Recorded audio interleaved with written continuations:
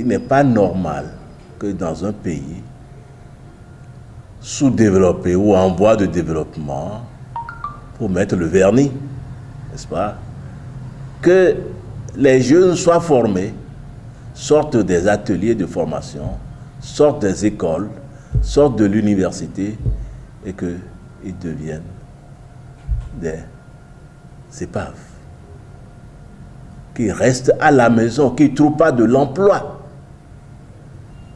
C'est paradoxal. Alors que pour développer un pays, on a besoin de qui? D'abord de la jeunesse. Et la jeunesse est là. Mais elle est à la maison. Pourquoi c'est comme ça?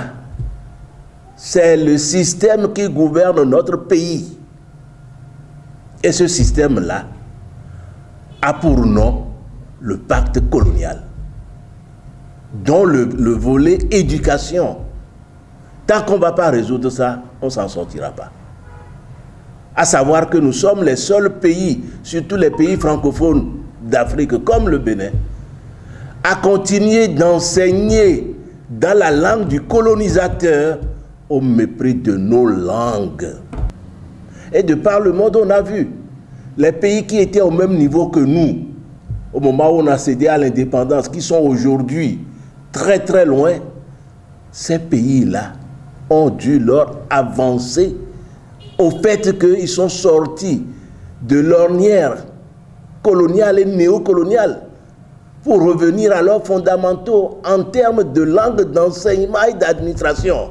Je reviens encore à nos programmes. C'est des programmes dépassés, surannés, qui forment des chômeurs. Naturellement, parce que cette formation n'est pas en adéquation avec les besoins du Bénin aujourd'hui. Si cette formation est en adéquation, vous pensez que c'est intéressant pour un jeune d'aller mourir dans la Méditerranée en quête d'un mieux-être? Il sait qu'il peut périr comme il peut échapper à la mort, mais la probabilité d'échapper à la mort est très faible. Il le sait, pourtant il s'engage. Ça s'appelle quoi? Solution de désespoir. Et aujourd'hui, on assiste à un nombre de plus en plus élevé de suicides au niveau des jeunes. Pourquoi? C'est le désespoir.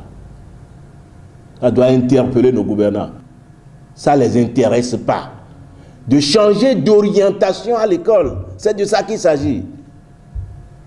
Ce qu'on a appelé l'école nouvelle était le programme le plus avancé que notre pays ait connu, qui alliait et la théorie et la pratique. C'est de cette école-là, par exemple, que les Angélique Kidjo sont sortis, les Théon Stanislas. Parce qu'en même temps qu'on recevait les enseignements, on développait les activités coopératives. Ça permettait la révélation de talents. Et c'est comme ça qu'ils se sont révélés. Mais très tôt, ça gênait la France. On a mis un coup de là-dessus. C'est à ça qu'il faut revenir.